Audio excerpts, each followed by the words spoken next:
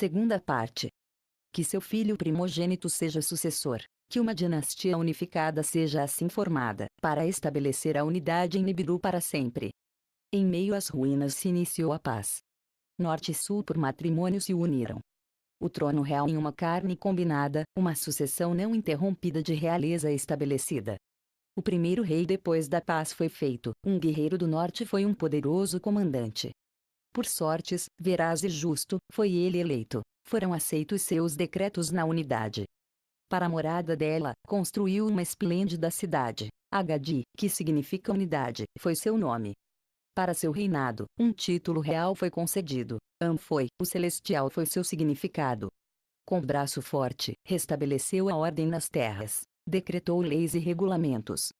Designou governadores para cada terra, a restauração e o cultivo foi sua principal tarefa. Dele, nos anais reais, assim se registrou, unificou as terras, a paz em Nibiru restaurou. Construiu uma nova cidade, os canais reparou, proveu alimento para o povo, houve abundância nas terras. Por esposa dele, o Sul escolheu uma donzela, dotada tanto para o amor como para a luta. Tu foi seu título real, a líder que é esposa de An, significava engenhosamente o nome dado. Deu a An 3 filhos e nenhuma filha. Ao primogênito pôs o nome de An.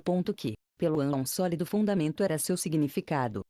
Só no trono, esteve ele sentado, uma esposa a escolher foi 2 vezes proposta. Em seu reinado, as concubinas foram ao palácio, um filho não lhe nasceu. A dinastia assim iniciada se interrompeu com a morte de Anke. No fundamento, nenhum descendente seguiu. O filho médio, não o primogênito, herdeiro legal foi renomado. Desde sua juventude, um dos 3 irmãos, Hid foi chamado amorosamente por sua mãe. Que está em médio significava seu nome. Nos anais reais, Ib é renomado, em realeza celestial, durante gerações, que é filho de An significou seu nome. Aconteceu a seu pai An no trono, em suma, foi o terceiro a reinar. A filha de seu irmão pequeno escolheu por esposa. Nin.id foi chamada, a dama do Ir. Ninid deu um filho a Nid, o sucessor do trono foi, o quarto da conta dos reis. Pelo nome real de An.Char.gal desejou que lhe conhecesse, príncipe de An que é o maior dos príncipes era o significado. Sua esposa, uma meio-irmã, Ki.Char.gal foi chamada igualmente. O conhecimento e a compreensão foi sua principal ambição, estudou assiduamente os caminhos dos céus. Estudou a grande volta de Nibiru, sua longitude fixou em um char. Como um ano de Nibiru era a medida, por ele os reinados reais seriam numerados e registrados. Dividiu o char em 10 partes, desse modo declarou 2 festividades. Nas proximidades do Sol celebrou-se uma festividade do calor. Quando Nibiru fazia sua morada na distância, se decretou a festividade do frio. Substituindo a todas as festividades de antigamente de tribos e nações para unificar o povo, se estabeleceram as 2 leis de marido e mulher, de filhos e filhas, estabeleceu por decreto, proclamou os costumes das primeiras tribos para todo o país. Nas guerras, as mulheres superavam em grande número aos homens. Decretos fez, um homem tem que ter mais de uma mulher por conhecer. Por lei, uma mulher tem que ser escolhida como esposa oficial, primeira esposa tem que ser chamada. Por lei, o filho primogênito era o sucessor de seu pai. Por estas leis, não demorou para chegar a confusão, se o filho primogênito não era nascido da primeira esposa. E depois nascia um filho da primeira esposa, convertendo-se por lei em herdeiro legal. Quem será o sucessor? Aquele que pela conta do Charles nasceu primeiro. Aquele nascido da primeira esposa. O filho primogênito. O herdeiro legal. Quem herdará? Quem acontecerá? No reinado do Anchargal, Tishargal foi declarada a primeira esposa. Meia-irmã do rei era. No reinado de Anchargal, levaram-se concubinas de novo ao palácio. Das concubinas, nasceram-lhe filhos e filhas ao rei. Um filho de uma foi o primeiro em nascer, o filho de uma concubina foi o primogênito. Depois, Tishargal teve um filho. Herdeiro legal por lei era, mas primogênito não era. No palácio, Tishargal levantou a voz, irada gritou: se pelas normas meu filho, de uma primeira esposa nascido, vê-se privado da sucessão, que o dobro da semente não se esqueça. Embora de diferentes mães, de um mesmo pai o rei e eu somos descendentes.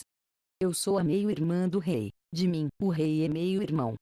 Por isso, meu filho possui o dobro de semente de nosso pai Anib. Que, na sucessão, a lei da semente, a lei do desposório prevaleça. Que, na sucessão, o filho de uma meio-irmã, quando queira que nasça, por cima de todos os outros filhos alcance a sucessão. Anshargal, considerando-o, concedeu-lhe seu favor a lei da semente, a confusão de esposa e concubinas, de matrimônio e divórcio, evitaria, se com ela. Em seu conselho, os conselheiros reais adotaram a lei da semente para a sucessão. Por ordem do rei, os escribas anotaram o decreto. Assim foi proclamado o próximo rei pela lei da semente para a sucessão. Foi-lhe concedido o nome Real.Char. Foi o quinto no trono. Vem agora o relato do reinado de Anshar e dos reis que lhe seguiram. Quando se trocou a lei, os outros príncipes se enfrentaram. Houve palavras, não houve rebelião. Como esposa, Anshar escolheu a uma meia-irmã. Fez a sua primeira esposa, lhe chamou com o nome de Ki.Char. Assim foi, por esta lei, que a dinastia continuou. No reinado de Anshar, os campos reduziram suas colheitas, frutos e cereais perderam abundância. De tempos em tempos, na cercânia do sol, o calor foi crescendo em força. Nas moradas longínquas, o frio se fez mais intenso. No Agadi, a cidade do trono, o rei reuniu em assembleia aqueles de grande entendimento. A sábios eruditos, gente de grande conhecimento, lhes ordenou investigar. A terra examinaram, lagos e rios puseram à prova. Ocorreu antes, deu alguém uma resposta. Nibiru, no passado, mais fria e mais cálida foi. Destino é isto, na volta de Nibiru enraizado. Outros de conhecimento, observando a órbita, não consideraram culpado o destino de Nibiru. Na atmosfera, fez-se uma brecha. Esse foi seu achado. Os vulcões, ferreiros da atmosfera, lançavam ao céu menos erupções. O ar de Nibiru se havia feito mais tênue, o escudo protetor tinha diminuído. No reinado de Anshar e Kishar, fizeram aparição as pragas do campo. Não as podia vencer com trabalho.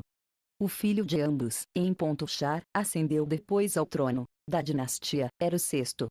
Nobre professor do Char significava seu nome. Com grande entendimento nasceu, dominou muitos conhecimentos com muita erudição. Procurou caminhos para dominar as aflições da órbita celeste, de Nibiru, fez muito estudo. Pesquisava 5 membros da família do Sol, planetas de deslumbrante beleza. Procurando remédios para as aflições, fez examinar suas atmosferas.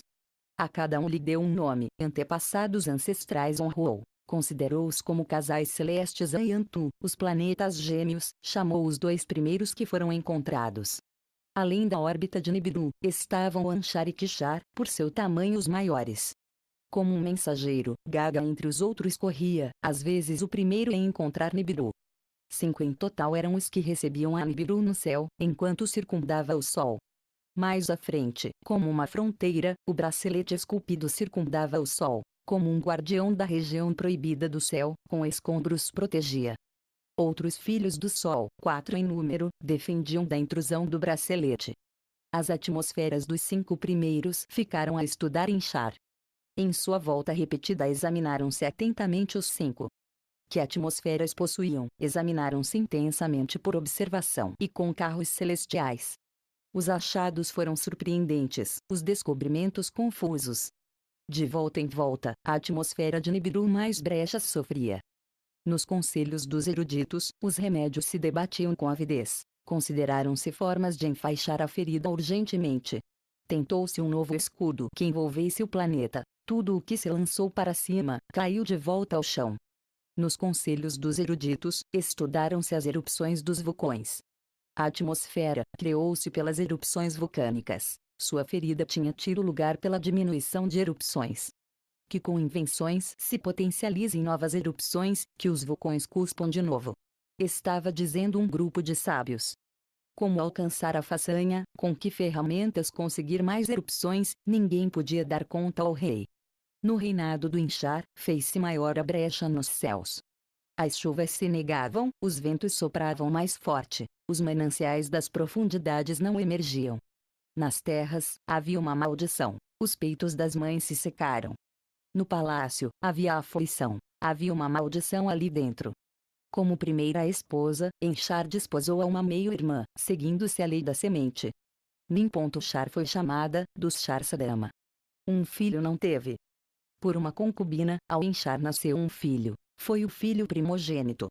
Pelo Ninchar, primeira esposa e meio-irmã, não chegou um filho. Pela lei de sucessão, o filho da concubina subiu ao trono. Foi o sétimo em reinar.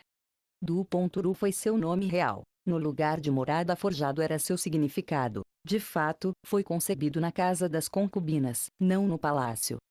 Como expôs a uma donzela amada desde sua juventude, escolheu Duru. Por amor, não por semente, selecionou uma primeira esposa. Da-Ponturu foi seu nome real. Aqui está a meu lado era o significado. Na corte real a confusão corria desenfreada. Os filhos não eram herdeiros, as algemas não eram meio-irmãs. Na terra ia crescendo o sofrimento. Os campos esqueceram sua abundância, e entre o povo diminuiu a fertilidade. No palácio, a fertilidade estava ausente. Não tinham tido nem filho nem filha. Da semente de An, 7 foram os soberanos. Depois, de sua semente se secou o trono. Dauru encontrou a um menino na porta do palácio. Como a um filho o abraçou. Ao final, Duru como a um filho o adotou, nomeou o herdeiro legal. Lama, que significa secura, foi o nome que lhe deu. No palácio, os príncipes protestavam. No conselho, havia queixa. Ao final, Lama subiu ao trono. Embora não era da semente de An, foi o 8º em reinar.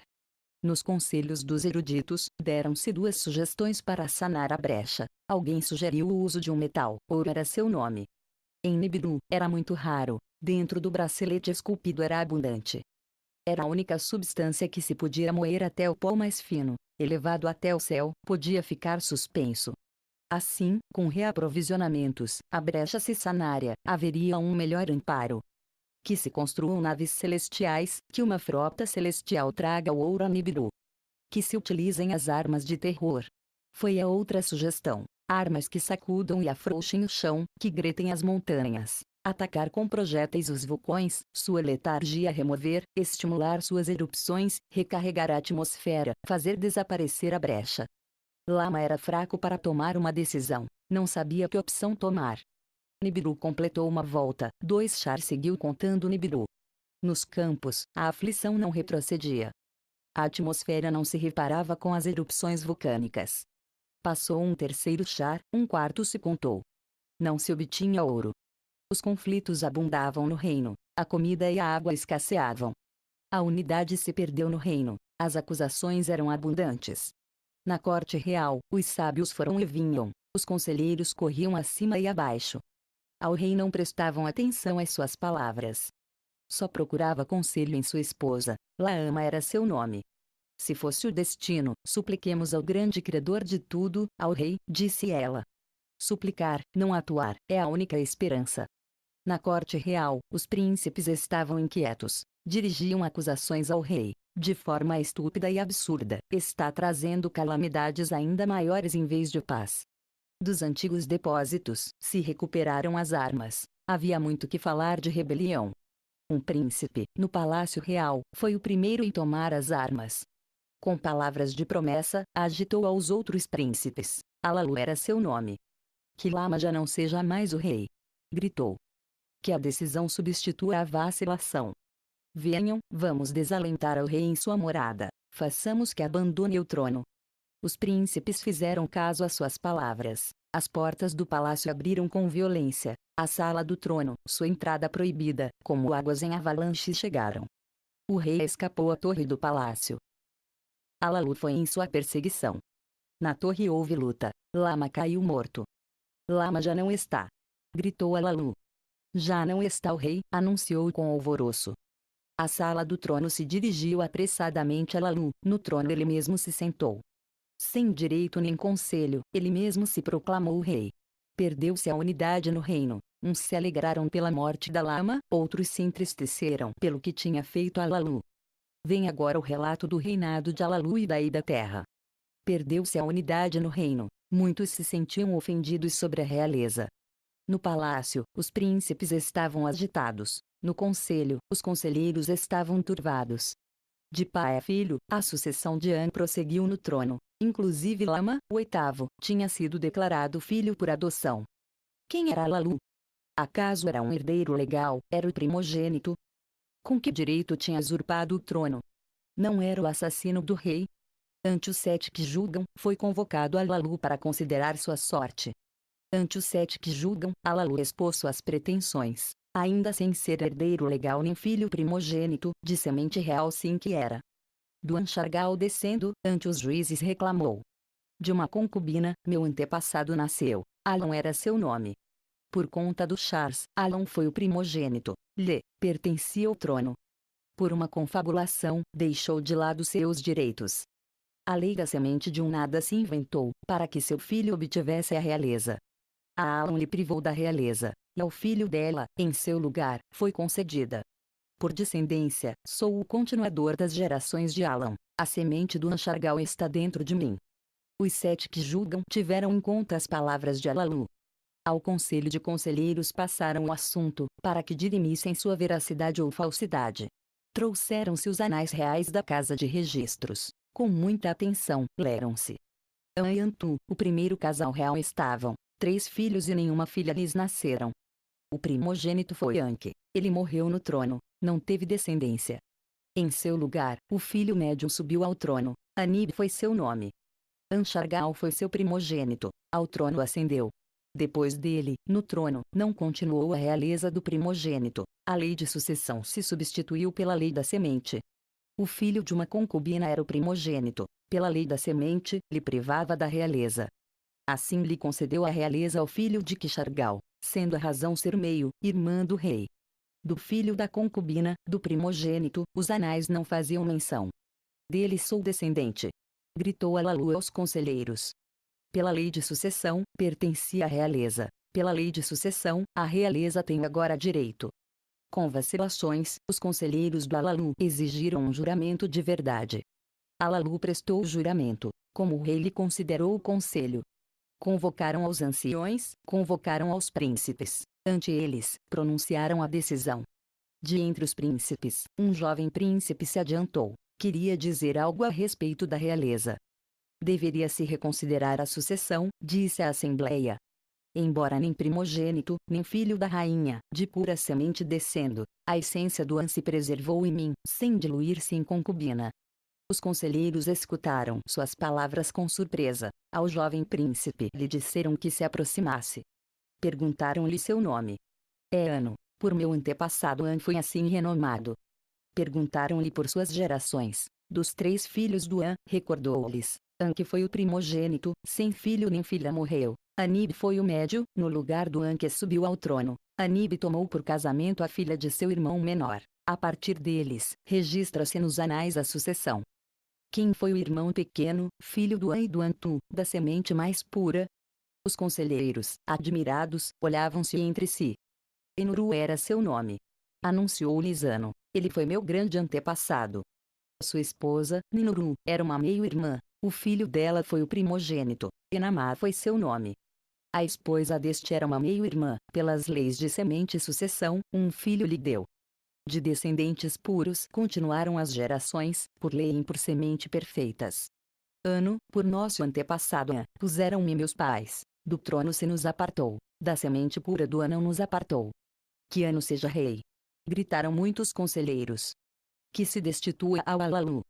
Outros aconselharam cautela. Evitemos conflitos, que prevaleça a unidade.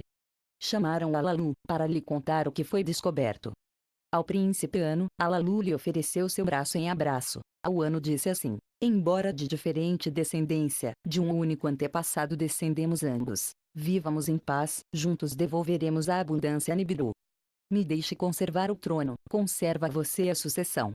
Ao conselho dirigiu estas palavras: que Ano seja príncipe coroado, que ele seja meu sucessor. Que seu filho se case com minha filha, que unifique-se a sucessão. Ano fez uma reverência ante o conselho, ante a assembleia declarou assim: de Alalu, o copeiro serei, o seu sucessor à espera, meu filho a sua filha escolherá como noiva.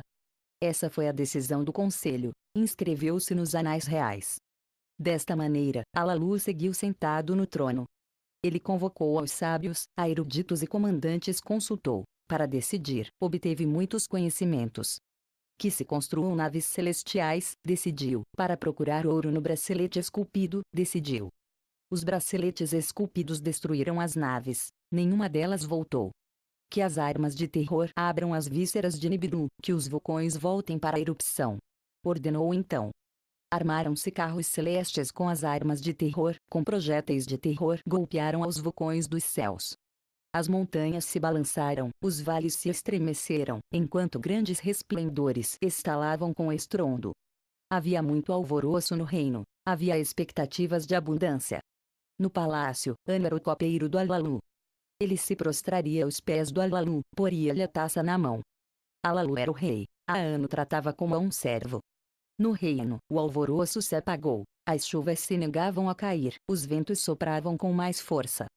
As erupções dos vulcões não aumentavam, não sanava a brecha na atmosfera. Nibiru seguia percorrendo suas voltas nos céus. De volta em volta, o calor e o frio se faziam mais difíceis de suportar. O povo de Nibiru deixou de venerar a seu rei. Em vez de alívio, havia trazido miséria. Alalu seguia sentado no trono. O forte sábio Anu, o primeiro entre os príncipes, estava de pé ante ele. Prostraria-se ante os pés do Alalu, poria-lhe a taça na mão. Durante 9 períodos contados, Alalu foi rei em Nibiru. No 9º Char, Anu apresentou batalha a Alalu. Desafiou Alalu a um combate mão a mão, com os corpos nus. Que o vencedor seja rei, disse Anu. Lutaram entre si na praça pública. As ombreiras das portas tremeram e as paredes se remexeram. Alalu fincou o joelho, caiu sobre seu peito. Alalu foi derrotado em combate. Por aclamação, Anu foi proclamado rei. Anu foi escoltado até o palácio. Alalu ao palácio não voltou. De entre as massas, sigilosamente escapou. Tinha medo de morrer como lama. Sem que o reconhecessem, foi apressadamente até o lugar dos carros celestiais. Alalu subiu a um carro armado de projéteis, fechou a portinhola atrás dele. Entrou na câmara da parte dianteira, ocupou o assento do comandante. Acendeu a luz, a câmara se encheu com uma aura azulada. Levantou as pedras de fogo, o zumbido destas, como a música, era cativante. Avivou o grande quebrantador do carro, arrojava um resplendor avermelhado. Sem ninguém precaver-se disso, Alalu escapou de Nibiru na nave celestial.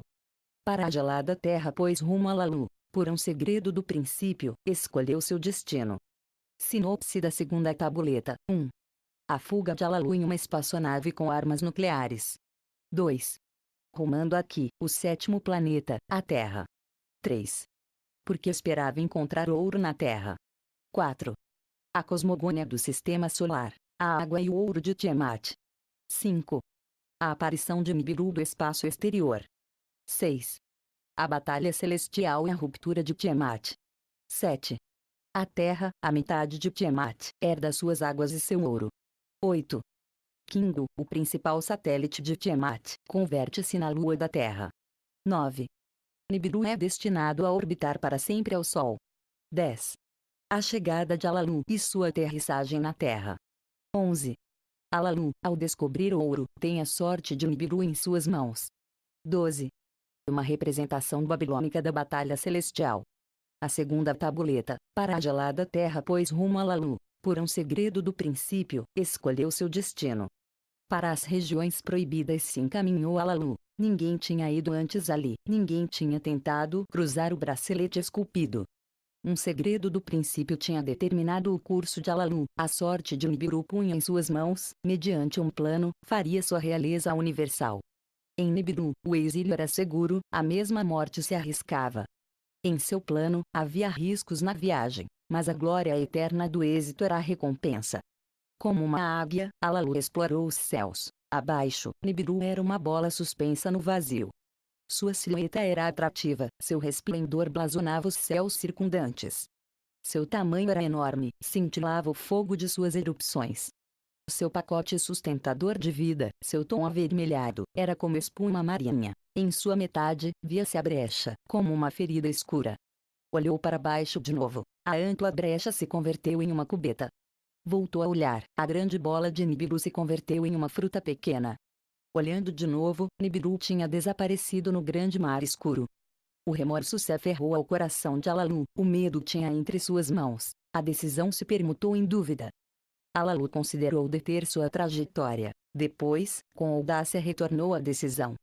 100 léguas, 1000 léguas percorreu o carro. 10.000 léguas viajou o carro.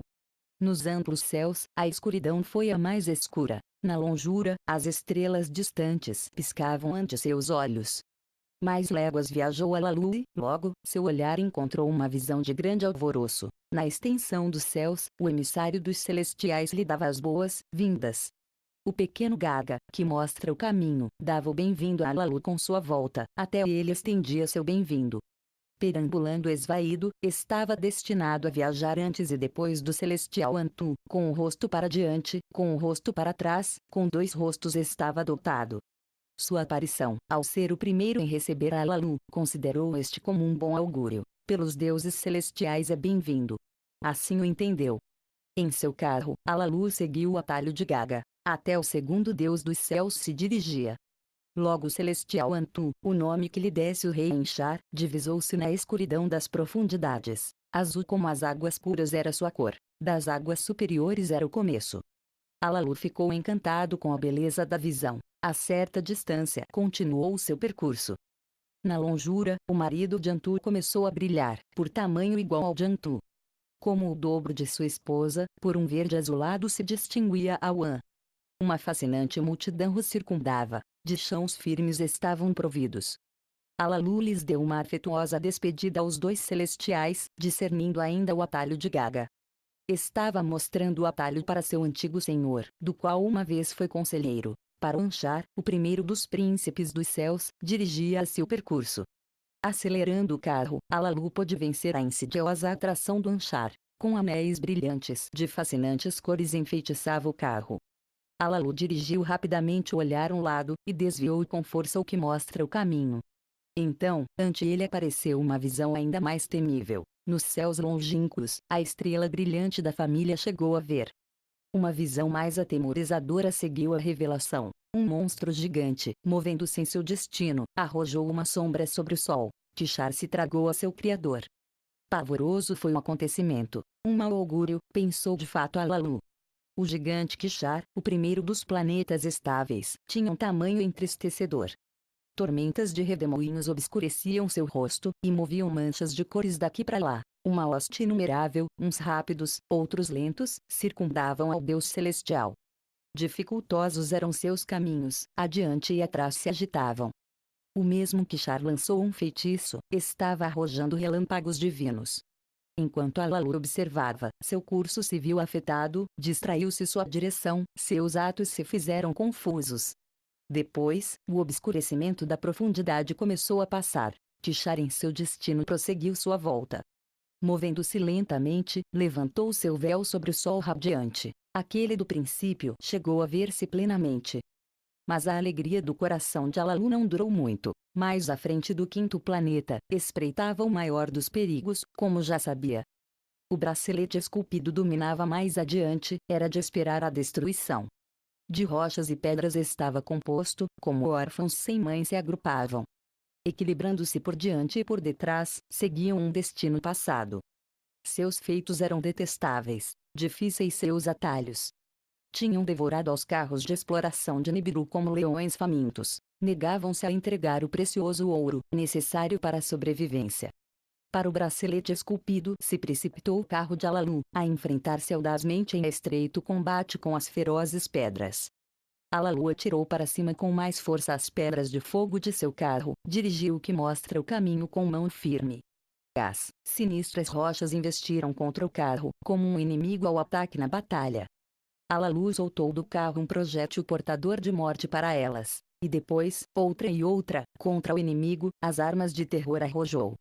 Como guerreiros assustados, as rochas retornaram, abrindo um atalho para Alalu.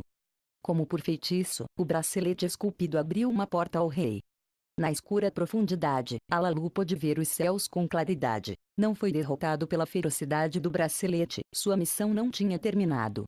Na distância, a bola ígnea do sol estendia seu resplendor. Estava emitindo raios de bem-vindo para Alalu. Diante do sol, um planeta pardo avermelhado percorria a sua volta. Era o sexto na conta de deuses celestiais. Alalu não pôde a não ser entrevê-lo. Sobre seu predestinado percorrido, apartava-se com rapidez do atalho de Alalu.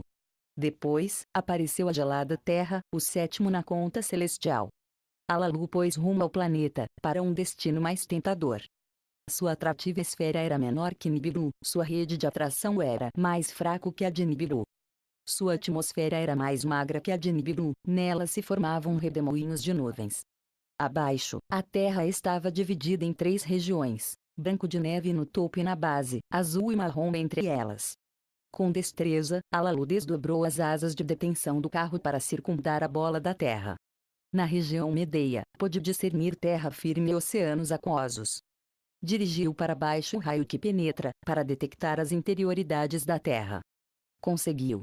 Gritou estaticamente. Ouro, muito ouro, tinha indicado o raio. Estava por debaixo da região de cor escura, nas águas também havia. Com o coração aos pulos no peito, Alalu estava tomando uma decisão. Faria descender seu carro sobre a terra seca, possivelmente para explodir e morrer.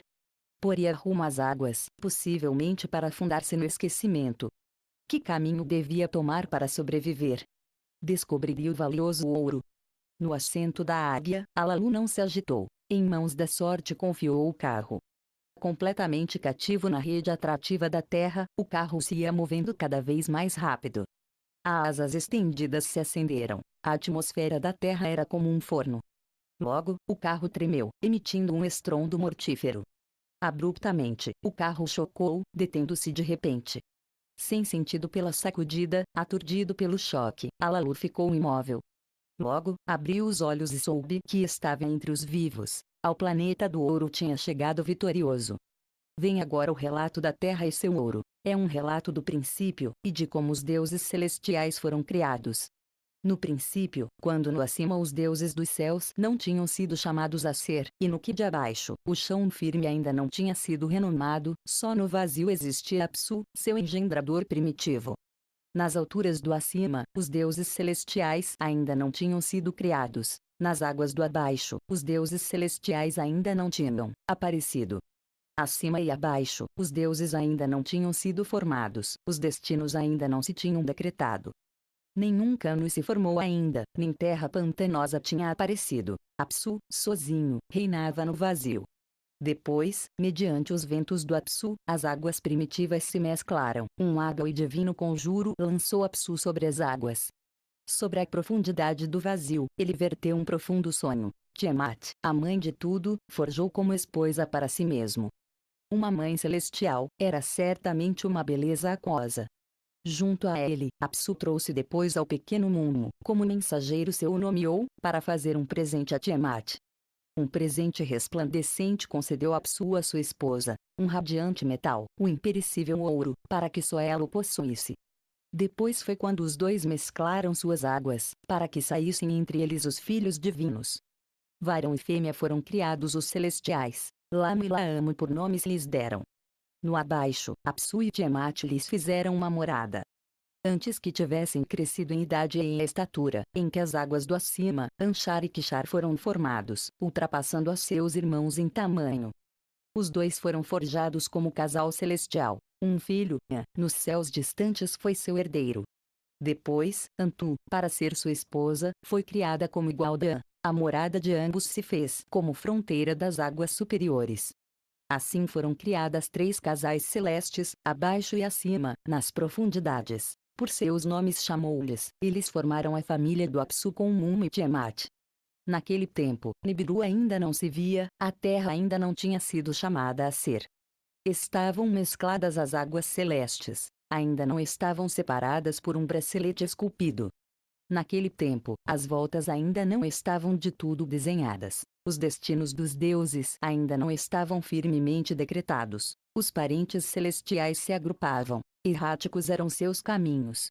Para o Apsu, seus caminhos eram certamente detestáveis. Tiamat, sem poder descansar, sentia-se ofendida e enfurecida.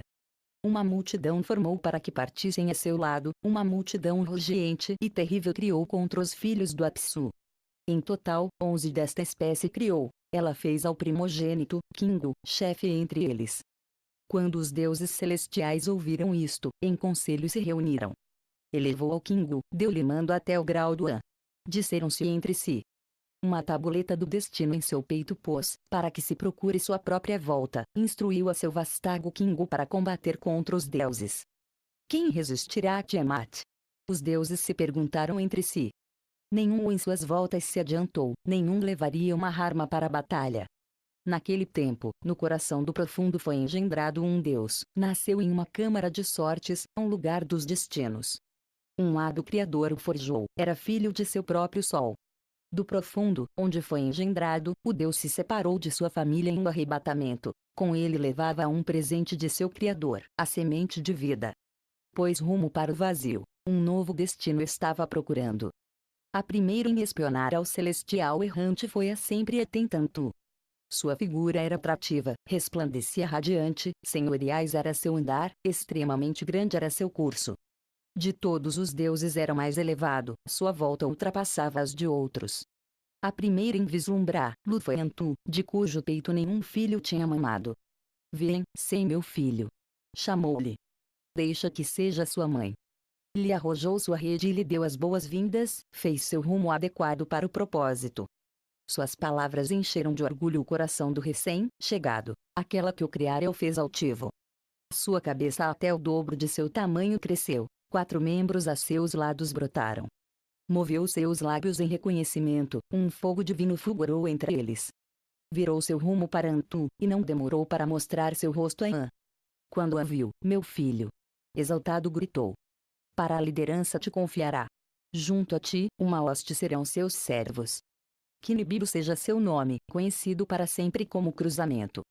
Ele se prostrou ante a Nibiru, voltou seu rosto ante o passo de Nibiru, estendeu sua rede, 4 servos formou para Nibiru, para que fossem, junto a ele, sua hoste, o vento sul, o vento norte, o vento leste, o vento oeste. Com o coração contente, anunciou Anshar, seu predecessor, a chegada de Nibiru. Para ouvir isto, Anshar enviou a Gaga, que estava a seu lado, como emissário. Palavras de sabedoria transmitiu a An, para atribuir uma tarefa a Nibiru. Encarregou a Gaga que pusesse voz ao que havia em seu coração, ao An lhe dizer assim: Tiamat, a que nos engendrou, agora nos detesta, pôs em pé uma hoste de guerra, está enfurecida e enche de ira. Contra os deuses, seus filhos, 11 guerreiros partem a seu lado. De entre eles, elevou ao Kingu, e o marcou no peito um destino sem direito. Nenhum Deus entre nós poderá sustentar-se frente à sua malevolência, sua hoste pôs o medo em todos nós. Que Nibiru se converta em nosso vingador. Que ele vença a Tiamat, que salve nossas vidas. Para ele decretou uma sorte, que saia e siga em frente a nossa poderosa inimizade. Gaga partiu para An, prostrou-se ante ele e as palavras de Anshar repetiu. An repetiu a Nibiru as palavras de seu predecessor, revelou-lhe a mensagem de Gaga. Nibiru escutou maravilhado as palavras, fascinado ouviu falar da mãe que devoraria seus filhos. Sem dizê-lo, seu coração já o tinha impulsionado a sair contra Tiamat. Abriu a boca, e disse assim a An e a Gaga: se para salvar suas vidas tenho que vencer a Tiamat, convoquem os deuses em assembleia, proclamem supremo o meu destino. Que todos os deuses acordem em conselho para me fazer líder, submeter-se a meu mandato. Quando Lamo e Laamo ouviram isto, gritaram angustiados. Estranha era a demanda, não se pode compreender seu sentido. Disseram eles. Os deuses que decretam as sortes consultaram entre si, acessaram a fazer de Nibiru seu vingador, para ele decretaram uma sorte exaltado. A partir deste dia, inalteráveis serão seus mandatos. Disseram a ele. Nenhum de entre nós os deuses transgredirão seus limites. Vê, Nibiru, seja nosso vingador. Forjaram para ele uma volta principesca para que avançasse para Tiamat. Deram suas benções a Nibiru, e deram armas terríveis a Nibiru. Anshar forjou 3 ventos mais de Nibiru, o vento maligno, o torvelinho, o vento sem par. Tishar encheu seu corpo com uma chama ardorosa, e uma rede para envolver a Tiamat. Assim, preparado para a batalha, Nibiru pôs rumo em direção a Tiamat. Vem agora o relato da batalha celestial, e de como a terra deveria ser, e do destino de Nibiru. O Senhor saiu, estabelecido pelas sortes, seguiu seu rumo. A terrível Tiamat encarou, com seus lábios pronunciou um conjuro. Como manto de amparo, pôs em marcha o pulsador e o emissor. Com uma impressionante radiação foi coroada sua cabeça. À sua direita, apostou no que fere. Em sua esquerda, colocou o repulsor. Os 7 ventos, sua hoste de auxiliares, como uma tormenta enviou, precipitou-se para a terrível Tiamat, com um clamor de batalha. Os deuses formaram redemoinhos junto a ele, depois se separaram de seu caminho. Avançou sozinho para examinar a Tiamat e a seus ajudantes, para fazer uma ideia dos planos de Kingu, o comandante de sua hoste. Quando viu o valente Kingu, lhe nublou a vista. Enquanto olhava os monstros, lhe distraiu a direção, seu rumo se transtornou, seus atos se confundiram. O grupo de Tiamat a rodeava estreitamente, tremiam de terror. Tiamat estremeceu suas raízes, um rugido poderoso emitiu. Lançou um feitiço sobre Nibiru, envolveu-o com seus encantos. A sorte entre eles estava lançada, a batalha era inevitável. Cara a cara se encontraram, Tiamat e Nibiru, avançam um contra outro, aproximavam-se da batalha, procurando singular combate. O senhor estendeu sua rede, para envolvê-la lançou. Tiamat gritou com fúria. Como possuída, perdeu seus sentidos. O vento maligno, que tinha estado atrás dele, a Nibiru adiantou, ante o rosto dela soltou. Ela abriu a boca para tragar-se ao vento maligno, mas não pôde fechar os lábios. O vento maligno carregou contra seu ventre, abriu-se passo em suas vísceras. Suas vísceras uivavam, seu corpo se dilatou, a boca lhe abriu. Através da abertura, Nibiru disparou uma flecha brilhante, um relâmpago divino. A flecha lhe despedaçou as vísceras, fez-lhe pedaços o ventre, rasgou-lhe a matriz, partiu-lhe o coração. Havendo-a submetido assim, ele extinguiu seu fôlego vital. Nibiru contemplou o corpo sem vida. Tiamat era agora um cadáver massacrado. Junto à sua senhora sem vida, seus 11 ajudantes tremiam de terror. Ficaram capturados na rede de Nibiru, incapazes como eram de fugir. Kingu, a quem Tiamat fazia chefe de sua hoste, estava entre eles.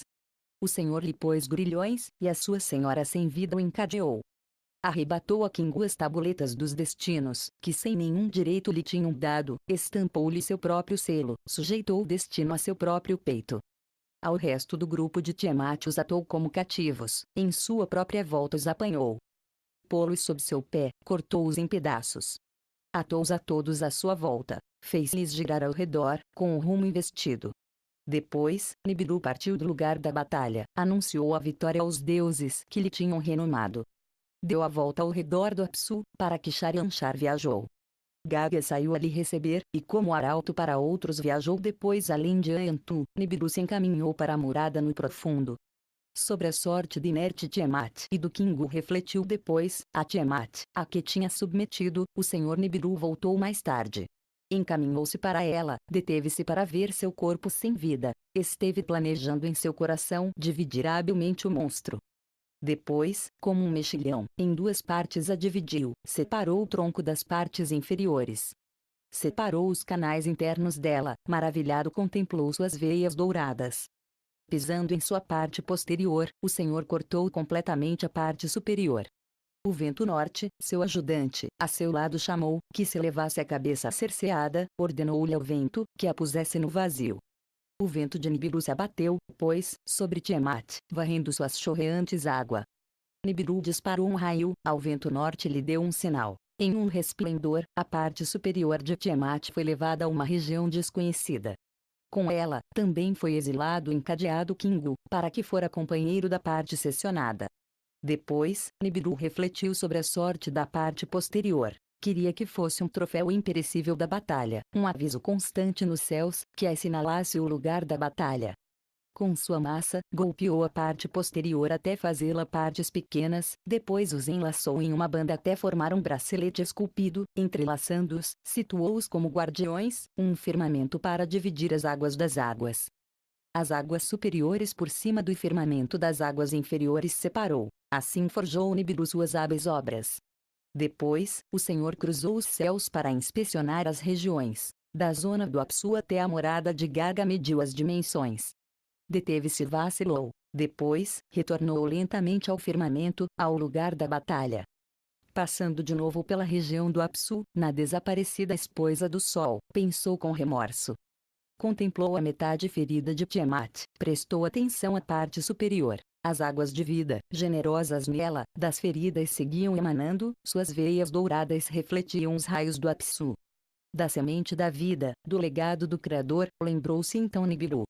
Quando pôs seu pé sobre Tiamat, quando a partiu em pedaços, sem dúvida repartiu a semente dela. Nibiru se dirigiu ao Apsu, lhe dizendo assim: com seus quentes raios, dá saúde às feridas. Que a parte rota, nova vida lhe seja dada, que seja em sua família como uma filha, que as águas em um lugar se reúnam, que apareça terra firme. Por terra firme que seja chamada, que será seu nome a partir de agora. Apsu fez caso às palavras de Nibiru, que a terra se una à minha família, que, terra firme do abaixo, que terra seja, seu nome a partir de agora.